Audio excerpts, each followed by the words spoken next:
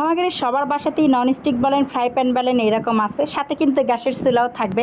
তো গ্যাসের চুলায় রান্না করতে করতে পিছন সাইডটার অবস্থা দেখেন, 12টা বাজে যায়, তাই না?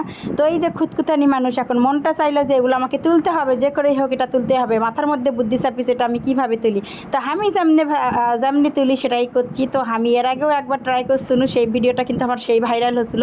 তো ওইটা কিন্তু আমি ব্যর্থ হয়েছিলাম, কিন্তু এইবার ব্যর্থ হই কিনা আমি জানি না, তবে চেষ্টা তো করি। এই যে ছাই দিয়ে আর হুইল পাউডার দিয়ে দেখি আমার শাশুড়িকে এইভাবে মাজতে কিন্তু অনেকটাই পরিষ্কার হয়। তো যাই হোক, নিয়ে 1 চামচ হুইল পাউডার আর 2 চামচের মতো ছাই নিয়ে এবার সুন্দর করে ঘষা মাজা করতে হবে। এমনভাবে ডলতে হবে যেন আপনার ভিতরে সর্বশক্তি দিয়ে ডলতে হবে, আপনার ভিতরে যেন কোনো শক্তি আর অচল না থাকে, সব কিছু আপনাকে এই কড়াইয়ের ওপরে প্রয়োগ করতে হবে। তো এই যে দেখেন সুন্দর করে ডলতেছি, ডলতে ডলতে আপনার হাতের কিন্তু 12টা বেজে যাবে। এদিকে আমার হাত জ্বলতেছে, প্রায় 10 থেকে 15 মিনিট ধরে কিন্তু আমি এটার সাথে যুদ্ধ করতেছি। এইদিকে আমার বর বলতেছে কি দরকার এইভাবে কষ্ট করার, ওটা তো পিছন সাইড আছে, থাক না রে বাবা। কিন্তু না, আমাকে তো তুলতেই হবে, কারণ আমার ক্ষুদ্রানি অভ্যাস আছে, আমি যেই কাজটা ধরবো সেই কাজে আমাকে সফল হতেই হবে।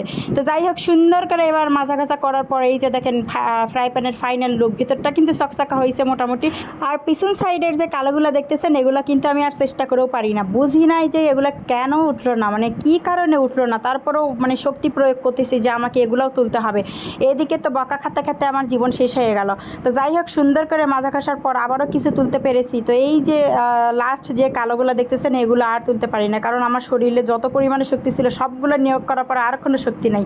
তো অবশেষে কড়াইটা দেখেন একদম ভিতরটা কিন্তু চকমক হয়েছে, আর বাহিরটা একটু একটু কালো আছে, ওটা কোনো সমস্যা নাই। তো যাই হোক, অল্প কিছু হলেও তুলতে পারছি, কিন্তু কি আর কব, হাতের জ্বলনে বাঁচতেছি না। মানে কি দরকার আছে এত কষ্ট করার, আমি বুঝি না। যারা নিজের হাতকে ভালোবাসেন তারা আমার মতো এত কষ্ট করতে যায় না, যাদের মধ্যে খুঁতখুঁতানি ভাব আছে তারা কিন্তু এই কষ্টটা করেন, কড়াই চকমক হয়ে যাবে একেবারে।